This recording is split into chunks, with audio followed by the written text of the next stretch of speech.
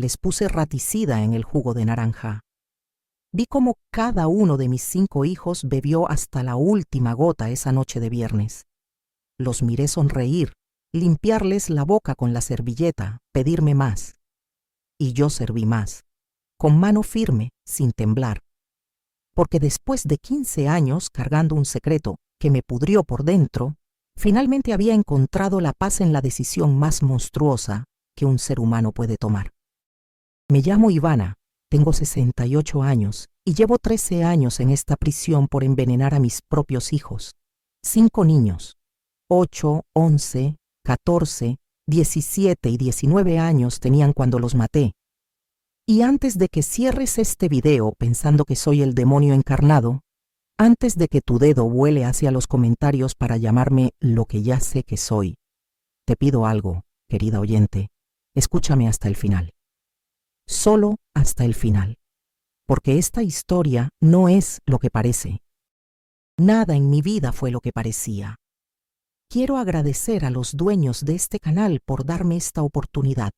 Sé que habrá miles de dislikes. Sé que muchas querrán apedrearme a través de la pantalla. Pero necesito contar esto antes de morirme aquí adentro. Necesito que alguien entienda que los monstruos no nacen, los crean. Y yo fui creada durante años, día tras día, traición tras traición, hasta que dejé de ser Ivana y me convertí en algo diferente, algo oscuro, algo necesario. Nací en Belo Horizonte, en un barrio donde las casas se apretaban unas contra otras como dientes chuecos. Mi infancia fue de esas que no dejan recuerdos bonitos, solo cicatrices invisibles. Padre ausente, madre trabajando 18 horas diarias limpiando casas ajenas mientras la nuestra se caía a pedazos. Tenía una hermana, Dalila, 3 años menor que yo. Bonita, vivaz, con esos ojos que atrapaban miradas. Yo era la hermana opaca, la responsable, la que cuidaba de todo mientras Dalila brillaba. A los 20 años conocí a Reinaldo en la panadería donde trabajaba. Él tenía 25, manos grandes de obrero, sonrisa fácil cuando estaba sobrio. Me enamoré como se enamoran las mujeres que nunca recibieron afecto, rápido, desesperadamente, ciegamente. Nos casamos a los 6 meses. Mi madre lloró de felicidad. Dalila fue mi dama de honor, con un vestido azul cielo que la hacía parecer un ángel. Los primeros años fueron normales. Reinaldo trabajaba en construcción, yo seguía en la panadería. Queríamos hijos, pero no llegaban. Visité doctores, tomé hormonas que me hinchaban y me ponían de mal humor. Nada funcionaba, y con cada prueba de embarazo negativa, Reinaldo bebía más. El alcohol lo transformaba. El hombre dulce desaparecía y surgía un extraño con ojos vidriosos y manos pesadas. La primera vez que me golpeó fue un martes. Lo recuerdo porque era día de mercado y había gastado de más en carne. Llegó borracho, vio la cuenta y su puño cerrado encontró mi mejilla antes de que pudiera explicar. Me caí contra la mesa. El labio reventado sangraba sobre el piso que acababa de limpiar. Él lloró después. Me juró que nunca más. Yo le creí porque necesitaba creerle. Pero hubo más veces, muchas más. Los moretones se convirtieron en mi segunda piel. Aprendí a usar mangas largas en verano, a maquillar golpes, a inventar escaleras traidoras y puertas que se cerraban solas. Dalila venía a visitarme seguido. Me miraba con pena. «Hermana, déjalo», me decía. Pero nunca entendió que irse requiere un tipo de fuerza que yo no tenía, o eso creía entonces. Dalila empezó a venir más seguido cuando yo trabajaba. Decía que le gustaba hacerle compañía a Reinaldo, que el pobre se sentía solo. Yo agradecía que alguien de mi familia intentara mantenerlo calmado. Qué ingenua fui. Qué estúpidamente ciega. Porque mientras yo amasaba pan desde las 4 de la mañana, mi hermana y mi esposo amasaban algo mucho más oscuro en mi propia cama. Un día llegué temprano. Dolor de cabeza insoportable, el jefe me mandó a casa. Abrí la puerta de mi habitación Y ahí estaban, enredados como serpientes. Dalila con los ojos muy abiertos, Reinaldo todavía dentro de ella. El mundo se detuvo. No grité, no lloré. Solo cerré la puerta despacio y me senté en la sala. Esperé. Cuando salieron media hora después, todavía acomodándose la ropa, los miré. Reinaldo no pudo sostenerme la mirada. Dalila sí. Y en sus ojos vi algo peor que culpa. Vi triunfo. ¿Cuánto tiempo?, pregunté con voz que no reconocí como mía. 2 años, respondió Dalila. 2 años. 730 días de mentiras. De besos en mi mejilla, manchados con traición. De te quiero, hermana, mientras se acostaba con mi marido. Reinaldo intentó hablar, pero lo callé. Fuera de mi casa, le dije a Dalila. Ella se rió, querida oyente. Esta casa es tanto mía como tuya. Reinaldo y yo nos amamos. Tú eres solo la esposa en papel. Se fue finalmente. Reinaldo se quedó. No porque lo perdonara, sino porque no tenía a dónde ir. Y porque algo en mí ya había empezado a pudrirse. Un plan comenzaba a germinar en el lugar donde antes vivía mi corazón. 3 meses después, Dalila apareció en mi puerta. Embarazada. 5 meses ya. Es de Reinaldo, dijo. Voy a tener a su hijo, su primer hijo, lo que tú nunca pudiste darle. Cada palabra fue una puñalada, pero sonreí. Felicidades, hermana. Ella parpadeó, confundida por mi calma. No entendía que ya no quedaba nada de la Ivana que ella conocía. Dalila tuvo un niño, Tiago, hermoso, de ojos oscuros. Reinaldo estaba extasiado. Iba a visitarlos cada fin de semana. Volvía oliendo a ella. Yo preparaba la cena y no decía nada. Solo observaba, esperaba, planeaba. 2 años después, Dalila tuvo gemelos, Kawa y Kaike. Luego otra niña, Yasmín.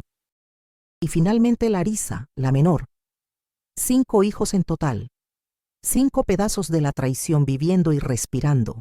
Y Dalila los criaba sola, porque Reinaldo nunca dejó nuestra casa oficialmente. Vivía entre 2 mundos, el de su amante y el de su esposa fantasma. Cuando Larisa tenía 2 años, Dalila tuvo un accidente, extraño accidente. Resbaló en su propia cocina, se golpeó la cabeza contra el filo de la estufa. Hemorragia cerebral. Murió en el hospital esa misma noche. Todos lloraron. Yo también lloré en el funeral. Lágrimas verdaderas porque a pesar de todo, había sido mi hermana, pero también había sido mi enemiga, y su muerte abrió una puerta que yo no sabía que esperaba. Los servicios sociales iban a llevarse a los niños, huérfanos de madre, padre irresponsable alcohólico, pero entonces hablé. Yo los criaré, dije. Son mis sobrinos, es mi deber. Reinaldo me miró como si hubiera crecido otra cabeza. Los asistentes sociales me vieron como un ángel. ¡Qué hermana más noble!, dijeron. ¡Qué mujer más generosa! Nadie preguntó por qué una esposa traicionada querría criar a los hijos bastardos de su marido y su hermana. Nadie vio la sonrisa pequeña que escondí mientras firmaba los papeles. Porque en ese momento, querida oyente, mi plan se volvió perfecto. Absolutamente perfecto. Traje a los 5 niños a mi casa. Tiago tenía 9 años, los gemelos 7, Yasmín 5, Larisa apenas 3. Los alimenté, los bañé, los mandé a la escuela con ropa limpia. Fui la madre que nunca tuve. La tía amorosa que todos admiraban. Y cada noche, cuando los arropaba, recordaba que eran la prueba viviente de la peor traición. El legado de Dalila y Reinaldo, la burla de mi fracaso como mujer. Pero todavía no había llegado el momento, todavía no. Primero tenía que esperar, observar, dejar que crecieran un poco más, dejar que Reinaldo se encariñara cada vez más. Porque mi venganza no era contra los niños, era contra él y contra la memoria de ella. Los años pasaron, los niños crecieron, Tiago se volvió adolescente rebelde, los gemelos buenos en fútbol, Yasmín amante de los libros, Larisa todavía mi bebé. Reinaldo seguía bebiendo pero menos. Tener a sus hijos en casa lo había calmado un poco. Casi parecíamos una familia normal. Casi. Pero yo recordaba, cada día, cada maldita noche. Recordaba la risa de Dalila cuando me dijo que me había quitado a mi esposo. Recordaba los moretones, la humillación, el dolor de saber que nunca podría tener hijos míos. Y recordaba que estos 5 niños no eran míos, nunca lo fueron. Eran de ellos. Dime, querida oyente, ¿hasta dónde puede aguantar una mujer? ¿Cuánta traición puede tragarse antes de ahogarse? ¿Cuánto tiempo puede fingir que todo está bien mientras por dentro se pudre? Yo aguanté 16 años desde aquella tarde que los encontré en mi cama. 16 años criando a los hijos de mi enemiga muerta. 16 años mirando la cara de Reinaldo y viendo al hombre que destruyó todo lo que yo era. Y entonces algo se rompió. O tal vez finalmente se acomodó. Como un hueso fracturado que sana torcido, pero sana al fin. Déjame contarte lo que pasó después. Pero antes de seguir, necesito pedirte algo. Si esta historia te está removiendo algo por dentro, si sientes que necesitas escuchar más confesiones como esta, más verdades incómodas de mujeres que la vida quebró a su manera, dame un me gusta. Suscríbete a este canal. Sí, ese botón negro que dice suscribirse, apriétalo. Porque este canal les da voz a mujeres como yo. Mujeres que la sociedad quiere callar. Mujeres que tienen historias que necesitan ser contadas aunque duelan, aunque incomoden, aunque hagan que quieras apagar el video pero no puedas porque algo te dice que sigas escuchando. Ayuda a este canal a crecer, no por mí, por todas las que vendrán después a contar sus verdades. Las verdades que nadie quiere oír, pero todos necesitan escuchar. Porque lo que viene ahora, querida oyente, lo que estoy a punto de contarte, te va a chocar el corazón. Te lo prometo. Tiago tenía 19 años cuando todo explotó. Era marzo. Recuerdo el calor pegajoso de Belo Horizonte. Los gemelos estaban en segundo de secundaria, Yasmín en primaria.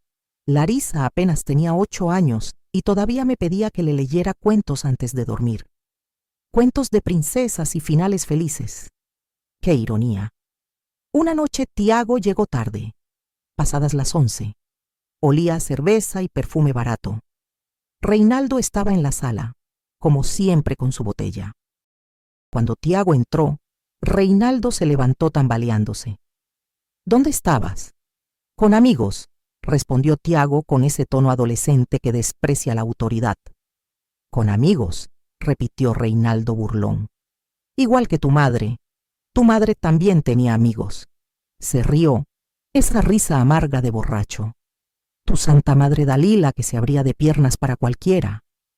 El silencio que siguió fue denso como concreto. Tiago se quedó paralizado. No hables así de mi mamá. ¿Tu mamá? Reinaldo dio un paso adelante. Tu mamá era una perra que me engañaba mientras yo trabajaba, igual que esta. Me señaló. Todas son iguales, todas putas. Algo se encendió en los ojos de Tiago. Mi mamá te amaba. Dejó todo por ti, y tú la trataste como basura. ¿Yo? Reinaldo soltó una carcajada. Ella fue quien se metió en mi matrimonio. Ella fue quien me sedujo. Tu preciosa madre era una rompehogares. Tiago saltó sobre él. Los dos cayeron al piso, puños volando, gritos. Los otros niños despertaron y salieron de sus cuartos. Kauán y Caíque intentaron separar a su padre y su hermano. Yasmín lloraba abrazando a Larisa, y yo me quedé ahí parada, mirando el caos, sintiendo algo parecido a la satisfacción. Los separé finalmente. Tiago tenía el labio roto, Reinaldo un ojo morado. «Fuera de mi casa», le grité a Tiago. «Vete». Él me miró con odio puro. «Esta nunca fue tu casa. Tú solo eres la tía amargada que nos acogió porque no tenía nada más en su vida vacía. Esas palabras, esas malditas palabras se clavaron más profundo que cualquier golpe de Reinaldo, porque tenían verdad. Porque este chico de 19 años había visto lo que nadie más veía, que yo era una cáscara, una actuación, una mentira andante. Tiago se fue esa noche. Volvió 2 días después. No nos hablamos. La casa se llenó de un silencio denso. Los otros niños caminaban de puntillas. Reinaldo bebía más. Y yo empecé a tener sueños. Sueños violentos donde todos desaparecían y finalmente podía respirar. 2 semanas después tuve un ataque de ansiedad en el trabajo. El pecho se me cerró. No podía respirar. El mundo giraba. La ambulancia me llevó al hospital. Hiperventilación, dijeron. Estrés extremo. Me dieron pastillas, ansiolíticos que me dejaban flotando. Me gustaba esa sensación, como si nada importara, como si pudiera hacer cualquier cosa sin consecuencias. Empecé a tomar las pastillas más seguido de lo recetado, combinadas con el vino que bebía cada noche para dormir. La doctora que me atendía, la doctora Maristela, mujer de 50 y tantos con lentes de marco grueso, me llamó a su consultorio. Ivana, necesitamos hablar sobre tu salud mental. Estoy bien, mentí. No estás bien. Me mostró mis análisis. Tu hígado está sufriendo. Estás tomando demasiadas pastillas. Y hay algo más que me preocupa. Se quitó los lentes, me miró fijo. ¿Hay algo en tu vida que quieras contarme? ¿Algo que te esté causando este nivel de estrés? Estuve a punto de contarle todo. La traición, el odio, los pensamientos oscuros que me visitaban cada noche, pero me detuve. Porque si le contaba, ella querría arreglarlo, querría que perdonara, que sanara. Y yo no quería sanar, quería justicia, mi tipo de justicia. Estoy bien, doctora, solo cansada de criar 5 niños sola con un esposo alcohólico. Ella suspiró. Necesitas apoyo, terapia. No puedes seguir así. No volví a sus citas. Tiré las pastillas y empecé a planear en serio. Fue en mayo cuando Reinaldo perdió su trabajo. Llegó a casa a media tarde, borracho ya. Me despidieron, anunció.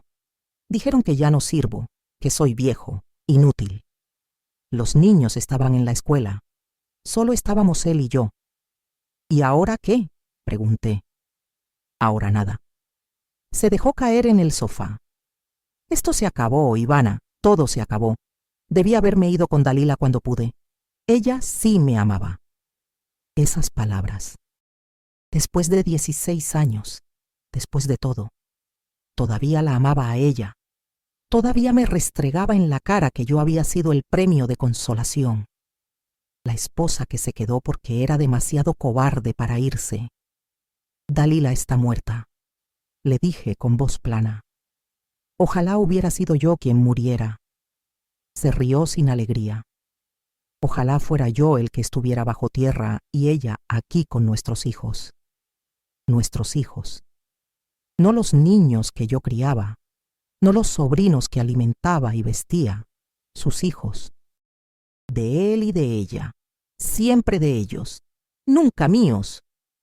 Esa noche Reinaldo se emborrachó hasta perder el conocimiento. Lo arrastré a la cama. Roncaba como cerdo, olía a alcohol y desesperación, y mientras lo miraba dormir, pensé lo fácil que sería acabar con esto. Cuánta paz habría si él simplemente dejara de existir. Pero no lo maté esa noche. Todavía no, porque matarlo a él no era suficiente. Él necesitaba sufrir primero.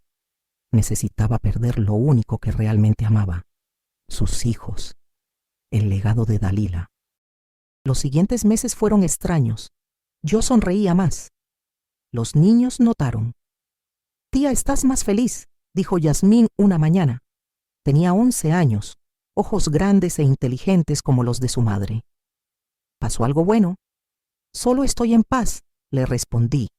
Y era verdad, porque había tomado una decisión, y las decisiones, por terribles que sean, traen claridad. Reinaldo empeoró. Sin trabajo, bebía desde la mañana. Los niños empezaron a temerle. Tiago intentaba proteger a sus hermanos.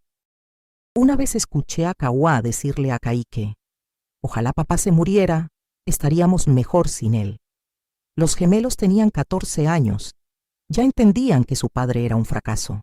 Yo guardaba dinero, poco a poco, de mi sueldo de la panadería. Sabía que después necesitaría abogado. O tal vez no. Tal vez me entregaría sin luchar. Porque parte de mí quería que me atraparan. Quería confesar. Quería que el mundo supiera qué me hicieron antes de que yo hiciera lo que hice. En agosto tuve una conversación con Larisa. Tenía 8 años. Era la única que todavía me abrazaba. Tía, me dijo una noche antes de dormir, ¿por qué papá toma tanto? Porque está triste. ¿Por qué está triste? Porque extraña a tu mamá. Ella pensó un momento. Yo no me acuerdo de mi mamá. Tú eres mi mamá. Esas palabras deberían haberme derretido. Deberían haberme hecho reconsiderar. Pero solo endurecieron mi resolución. Porque incluso esta niña inocente era parte de ellos. Llevaba la sangre de Dalila. Era el producto de la traición. Y por más que doliera, por más que fuera injusto, ella tenía que irse también. Todos tenían que irse. Septiembre llegó con lluvias. Una noche, Reinaldo no volvió a casa. Lo encontraron 3 días después en un hotel barato. Sobredosis de alcohol. El corazón simplemente se rindió. 52 años y muerto en un cuarto sucio oliendo a vómito y desesperación. Los niños lloraron en el funeral. Yo también. Pero mis lágrimas eran de alivio. Él se me había adelantado. El cobarde se había ido antes de ver lo que yo tenía planeado, antes de pagar por todo. Ahora solo quedábamos nosotros, los 5 niños y yo, la falsa familia. Y finalmente, podía terminar esto. ¿Sabes qué es lo más extraño, querida oyente? Que en ese momento yo creía que estaba haciendo algo necesario, algo justo. En mi cabeza retorcida, eliminarlos era eliminar la traición misma. Era borrar a Dalila de la existencia. Era recuperar algo de control sobre mi vida destruida. No estoy pidiendo que me entiendas, solo que escuches, porque lo que viene ahora, lo que hice después de que enterraron a Reinaldo, eso es lo que realmente me trajo aquí. Eso es lo que me convirtió en el monstruo que soy. Y te lo voy a contar. Cada detalle, cada momento, porque alguien tiene que saberlo. Alguien tiene que entender que antes de ser un monstruo, fui una mujer rota, una mujer traicionada. Una mujer que perdió su humanidad pedazo a pedazo hasta que no quedó nada más que venganza. 2 semanas después del funeral de Reinaldo, recibí una carta del gobierno. Rutina administrativa, decían, pero adjuntaban unos documentos que Dalila había dejado con su abogado antes de morir. Un testamento. En él, Dalila especificaba que si algo le pasaba, sus hijos debían ir conmigo. Pero había algo más. Una carta para mí, sellada, con mi nombre en la letra enredada de mi hermana. Me senté en la cocina vacía. Los niños estaban en la escuela. La casa olía a humedad y silencio. Abrí el sobre con manos temblorosas. La carta tenía solo un párrafo. Hermana, si estás leyendo esto es porque ya no estoy. Cuida de mis hijos. Sé que es mucho pedir después de lo que pasó, pero necesito que sepas que Reinaldo también te engañó a ti de otra forma. Los niños no son solo míos. Yasmín y Larisa tienen tu sangre. Reinaldo donó esperma hace años cuando ustedes intentaban tener hijos. Yo usé ese esperma. Quería que al menos 2 fueran tuyos también. Pensé que así sería más fácil. Perdóname. D. Leí la carta 5 veces. 10. 20. Las palabras no cambiaban. Yasmín y Larisa, 11 y 8 años, mis hijas biológicas criadas por mi hermana, llamando mamá a mi hermana, mientras yo creía que las 5 criaturas eran ajenas a mí. El mundo se volcó. Corrí al baño y vomité hasta vaciarme. Lloré hasta quedarme sin lágrimas y luego me reí.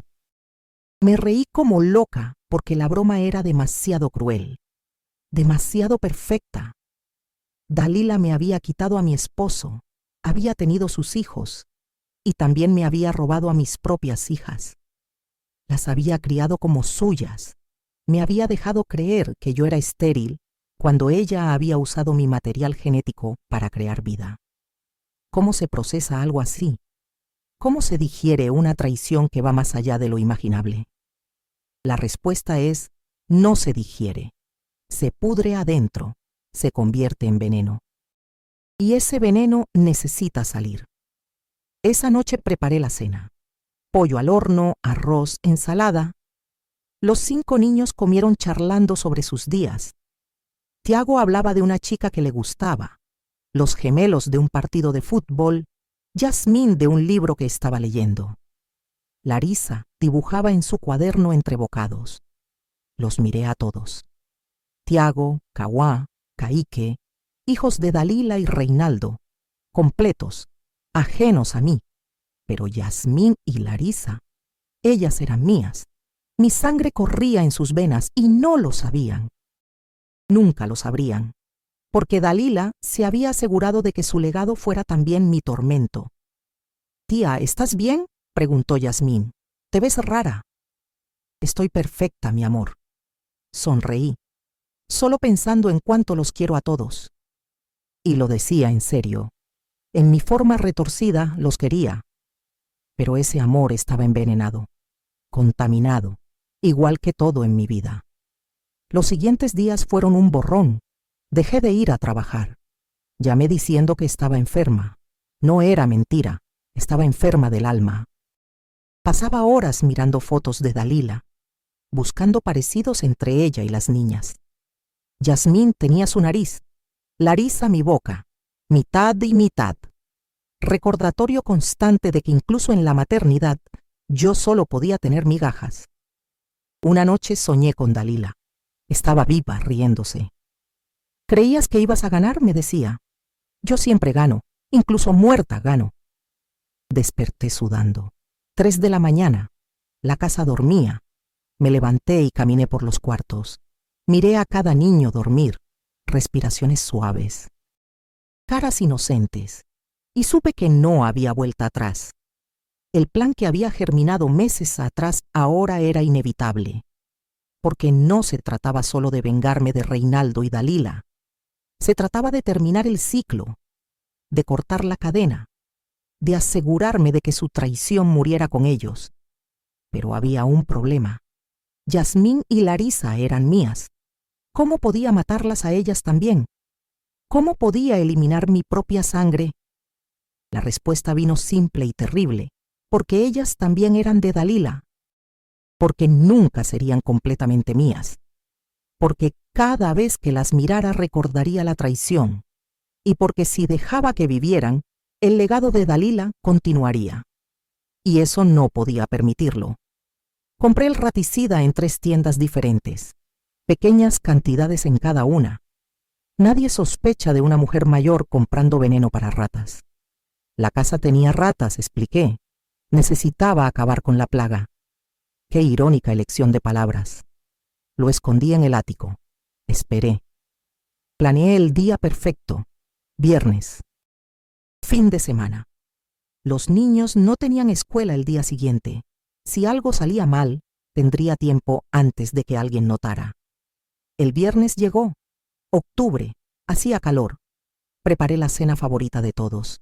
Milanesas, papas fritas y jugo de naranja, fresco, recién hecho, con la cantidad exacta de raticida que había calculado. No demasiado para que se notara el sabor, lo suficiente para ser efectivo. Los senté a todos en la mesa. «Hoy celebramos», les dije. «Celebramos que somos familia, que nos tenemos los unos a los otros». Sirvió el jugo. cada vaso lleno hasta el borde. Los niños bebieron sin sospechar, pidieron más, serví más. Mi mano no tembló, mi corazón no dudó, porque en ese momento yo ya no era Ivana, era otra cosa, algo que ellos habían creado, algo necesario. La cena terminó, los niños se fueron a sus cuartos, yo lavé los platos, guardé las evidencias y esperé. Las primeras señales llegaron a medianoche. Tiago vomitó primero, sangre en el vómito, luego los gemelos. Gritos de dolor. Yasmín sangraba por la nariz. Larisa convulsionaba en su cama. Llamé a la ambulancia. Mis sobrinos están enfermos, todos. No sé qué pasó. Por favor, vengan rápido. Llegaron en 15 minutos. Parecieron horas. Los paramédicos entraron corriendo. Vieron a los 5 niños retorciéndose, sangre por todas partes. ¿Qué comieron?, me gritaron. Lo mismo que siempre, no sé qué pasó, no sé. Los llevaron al hospital. Yo fui en mi auto, manejé despacio, sin prisa, porque sabía que ya no había nada que hacer. La dosis había sido calculada, letal, irreversible. Llegué al hospital y me senté en la sala de espera. Enfermeras corriendo, doctores gritando órdenes, un caos organizado intentando salvar lo que yo había destruido. Uno por uno fueron muriendo. Tiago primero, 19 años de vida apagados en una cama de hospital. Luego los gemelos, tomados de las manos incluso al final. Yasmín luchó más. 11 años, y ya sabía que algo estaba mal. Me miró antes de cerrar los ojos por última vez. Me miró como si supiera, como si entendiera. Larisa fue la última, mi bebé, mi hija, la que me llamaba mamá sin saber que realmente lo era. Alcanzó mi mano. Tía, susurró con voz rota, tengo miedo. No tengas miedo, mi amor, ya pasó, ya todo pasó. Y cerró sus ojos, y se fue. Y con ella se fue cualquier pedazo de humanidad que me quedaba. Los doctores me dieron la noticia como si yo no supiera. Como si no hubiera sido yo quien escribió cada muerte. Lloré, grité, actué el dolor. Y parte de ese dolor era real, porque una cosa es planear matar, otra muy distinta es ver las consecuencias, ver los cuerpecitos inmóviles, saber que no hay vuelta atrás. Pero no me arrepentí. No entonces, no ahora. Las autopsias revelaron el veneno. La policía llegó a mi casa el lunes. Registraron todo. Encontraron el raticida en el ático. Encontraron los recibos. Encontraron todo lo que necesitaban. Señora Ivana, dijo el detective, hombre canoso con ojos cansados. Necesitamos que venga con nosotros. Lo sé, respondí, y fui. En la estación me leyeron mis derechos. Me preguntaron si quería abogado. Dije que no. No necesitaba abogado. Necesitaba confesar. ¿Mató usted a los 5 menores?, me preguntó el detective. Sí. ¿Por qué? Y ahí estaba la pregunta que todos hacen, la pregunta que define todo. ¿Por qué una mujer mataría a 5 niños que crió durante años? ¿Qué clase de monstruo hace eso? Les conté sobre Dalila, sobre Reinaldo, sobre la traición, sobre los 16 años de mentiras, pero no les conté sobre la carta. No les dije que Yasmín y Larisa eran mías. Eso me lo guardé. Ese era mi secreto, mi dolor privado. El juicio fue rápido, me declaré culpable. No había defensa posible. Los periódicos me llamaron el monstruo de Belo Horizonte, la tía asesina. La bruja que envenenó a sus propios sobrinos por venganza. Me dieron 30 años, mínimo. Probablemente moriré aquí adentro. Tengo 68, no llegaré a los 90, y está bien, porque afuera no hay nada para mí. Nunca lo hubo.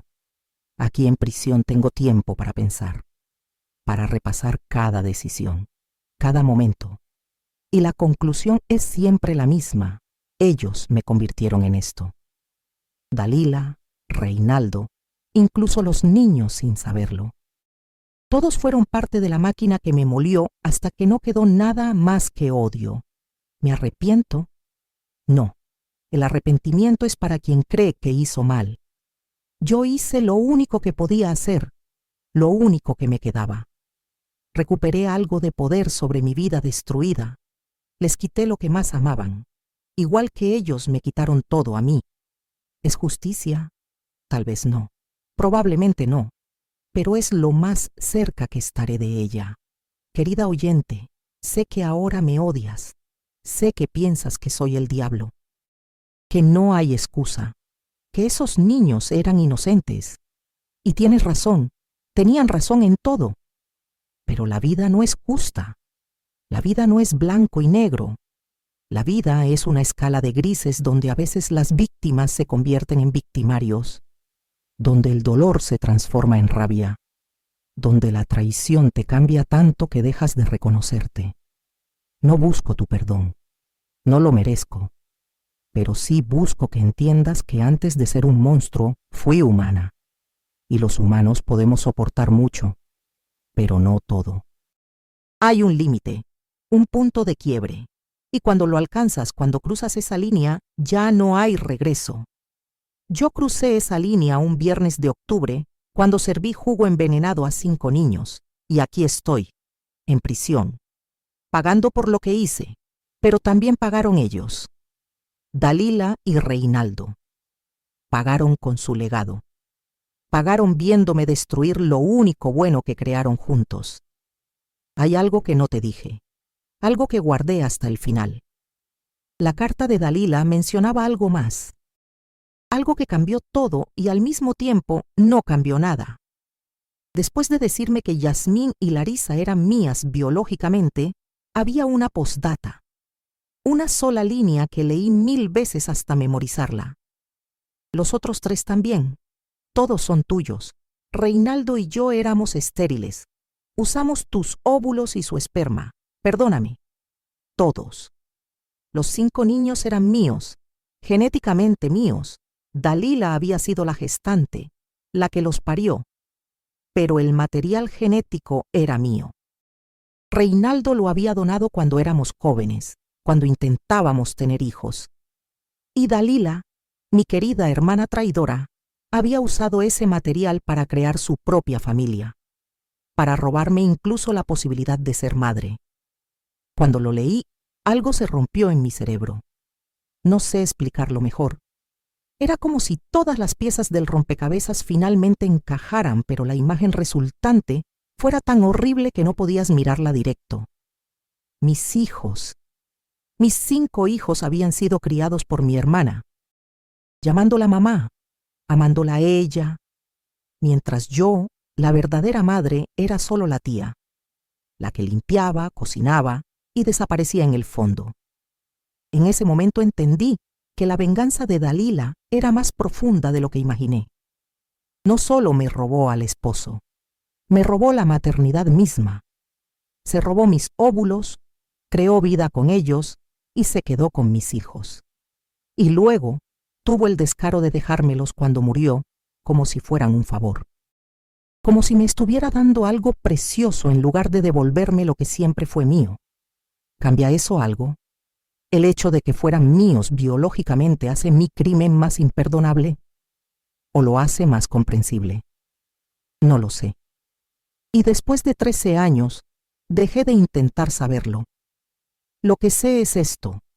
Maté a mis 5 hijos biológicos por venganza contra la mujer que me los robó. Los envenené porque no podía soportar que llevaran el apellido de ella, que tuvieran sus recuerdos, que la amaran más a ella que a mí. Y si pudiera volver atrás, si tuviera la oportunidad de cambiar esa noche de octubre, no sé si lo haría, porque la verdad es que su muerte me dio paz. Una paz horrible, retorcida, manchada de sangre, pero paz al fin. Ya no tengo que ver la cara de Dalila en Yasmín, ya no tengo que escuchar la risa de Reinaldo en Tiago, ya no tengo que fingir que soy la tía generosa cuando era la madre robada. Todo terminó. El ciclo se rompió, y con él se rompió yo. Las otras prisioneras me evitan, ¿Saben lo que hice? Incluso en un lugar lleno de criminales, matar niños te pone en el escalón más bajo. Me han atacado 3 veces. Cuchillo improvisado, golpizas, quemaduras. Tengo cicatrices nuevas sobre las viejas. Las de Reinaldo y las de mis compañeras de celda se mezclan. Ya no distingo cuáles son de qué. Hay una chica aquí, Renata, 20 y tantos años, adentro por matar a su padrastro abusador. A veces hablamos. Una noche me preguntó, ¿de verdad no te arrepientes? No, le dije. ¿Por qué no? Porque el arrepentimiento requiere que creas que había otra opción, y no la había. No para mí, no después de todo. Ella me miró con esos ojos jóvenes que todavía tienen esperanza. Siempre hay otra opción. Cuando seas vieja como yo, le respondí, cuando la vida te haya masticado y escupido suficientes veces, entenderás que a veces la única opción es destruir lo que te destruyó. Aunque eso signifique destruirte a ti misma en el proceso. No volvió a preguntarme. Hay noches que sueño con ellos. Los 5, sentados en la mesa, bebiendo el jugo, sonriendo, y en el sueño les grito que no beban, que está envenenado, que soy yo quien los va a matar. Pero no me escuchan. Nunca me escucharon en vida. ¿Por qué iban a hacerlo en sueños? Me despierto sudando, el corazón acelerado, y por un segundo siento algo parecido al remordimiento, pero pasa rápido. Porque remordimiento implica que estaba mal, y lo que hice fue inevitable, como la gravedad, como la muerte, inevitable. Ahora mírame, 68 años, piel arrugada, pelo blanco, manos con temblor por la edad. Parezco a alguien abuela, alguien inofensiva, alguien que hornea galletas y teje bufandas. Pero bajo esta piel de anciana vive un monstruo que 5 personas crearon a lo largo de décadas. Dalila puso la primera piedra cuando se metió en mi cama. Reinaldo añadió más con cada golpe, cada insulto, cada ojalá fueras como tu hermana. Y los niños, sin saberlo, completaron la construcción simplemente existiendo, siendo el recordatorio viviente de todo lo que me quitaron. ¿Soy villana o víctima? Ambas. Ninguna. No importa. Lo que importa es que tomé control. En un mundo que me quitó todo, mi esposo, mi hermana, mi capacidad de tener hijos, mi dignidad, mi salud mental, encontré una forma de recuperar algo de poder. Y ese poder costó 5 vidas inocentes. ¿Fue justo? No. ¿Fue comprensible? Depende de quién lo mire. ¿Lo volvería a hacer? Esa es la pregunta que me mantiene despierta. Y la respuesta honesta es, no lo sé. Hay días que digo sí, días que digo no, días que no siento nada. Pero lo que sí sé es esto. Hay traiciones que te convierten en alguien que nunca quisiste ser. Hay dolores que te transforman. Hay límites que una vez cruzados te definen para siempre. Y yo crucé todos esos límites aquella noche de octubre. No busco tu simpatía, querida oyente. No busco que digas, pobre mujer, que le hicieron. Busco que entiendas que el bien y el mal no son simples, que las personas no nacen monstruos, que se hacen, pedazo a pedazo, traición tras traición, golpe tras golpe. Y cuando finalmente te conviertes en monstruo, cuando cruzas la línea, ya no hay vuelta atrás. Solo hay aceptación. Solo hay vivir con lo que hiciste y encontrar alguna forma de justificarlo para no volverte completamente loca. Mi justificación es simple. Ellos empezaron. Yo solo terminé. ¿Es suficiente? Para mí sí. Para ti probablemente no. Y está bien. No necesitamos estar de acuerdo. Solo necesitabas escuchar. Entender que detrás del titular sensacionalista, mujer envenena a 5 sobrinos, hay una historia más compleja, más oscura, más humana. Porque al final, querida oyente, todos somos capaces de cosas terribles dadas las circunstancias correctas. Todos tenemos un límite, un punto de quiebre, y cuando lo alcanzas, descubres de qué estás hecha realmente. Yo descubrí que estoy hecha de odio, de venganza, de una necesidad animal de hacer pagar a quienes me dañaron. Y pagaron, con sangre, con muerte, con el fin de su legado. Y ahora vivo con eso, cada día, cada noche, hasta que esta cárcel o esta vida me maten, lo que llegue primero. Antes de terminar, necesito pedirte algo más, querida amiga. Si llegaste hasta aquí, si escuchaste mi historia completa sin apagar el video, dame un me gusta. Sé que no lo merezco, sé que mi historia es horrible, pero ese me gusta no es para mí, es para este canal, para los dueños que me dieron esta oportunidad de contar mi verdad. Y suscríbete. Aprieta ese botón negro que dice suscribirse, porque hay más mujeres como yo aquí adentro. Mujeres con historias que nadie quiere oír. Historias incómodas, dolorosas, controversiales, pero historias que necesitan ser contadas, porque silenciar a las monstruas no hace que dejen de existir, solo hace que no las entiendas. Y si no entiendes cómo se crea un monstruo, ¿cómo vas a evitar convertirte en uno? Comenta si alguna vez sentiste que la traición te cambió, que el dolor te transformó en alguien irreconocible. No tienes que haber matado a nadie, solo tienes que haber sentido ese odio, esa rabia que quema desde adentro, ese deseo de hacer pagar a quien te dañó sin importar el costo. Si lo sentiste, entonces me entiendes más de lo que quisieras admitir. Este video salió largo, lo sé, perdóname, pero algunas historias no se pueden contar en 10 minutos. Algunas necesitan tiempo, necesitan detalles, necesitan que entiendas el contexto completo antes de juzgar. Y tal vez estuvo confuso en partes. Tal vez omití cosas. Es difícil recordar todo con claridad después de tantos años. Y hay detalles que no puedo compartir por razones legales. Cosas que todavía están bajo investigación. Cosas que complicarían más mi situación. Pero lo esencial lo dije. La verdad la conté. Y si te quedas con algo de esta confesión, que sea esto. Cuidado con a quien traicionas. Cuidado con cuánto dolor infliges. Porque no sabes en qué podrías convertir a esa persona. No sabes qué monstruo podrías crear. Dalila y Reinaldo no lo sabían, y pagaron por esa ignorancia. Pagaron con sus hijos. Mis hijos. Nuestros hijos. Niños inocentes que se convirtieron en daño colateral de una guerra que empezó décadas antes de que nacieran. ¿Es trágico? Inmensamente. ¿Es mi culpa? Sí. ¿Me arrepiento? No.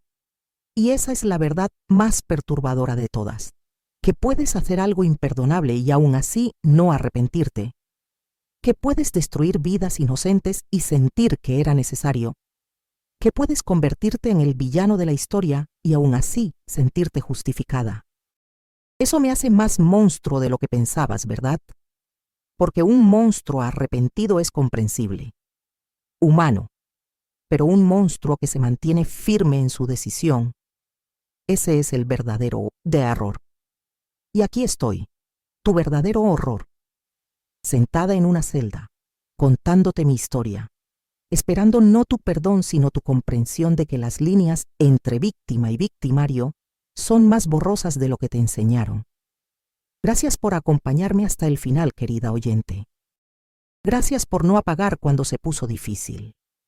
Gracias por escuchar la confesión de una mujer que la vida rompió de tantas formas que ya no quedaba nada que pudiera romperse más. Y si después de todo esto todavía me consideras solo un monstruo sin matices, está bien. Vive con esa certeza. Duerme tranquila sabiendo que tú nunca serías capaz de lo que yo hice.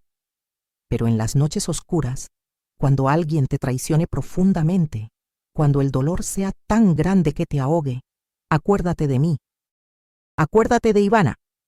Y pregúntate honestamente, ¿hasta dónde llegarías tú? ¿Cuál es tu límite? Espero que nunca tengas que averiguarlo.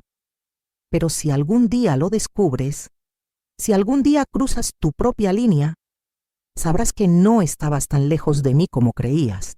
Y eso, querida amiga, es lo más aterrador de todo.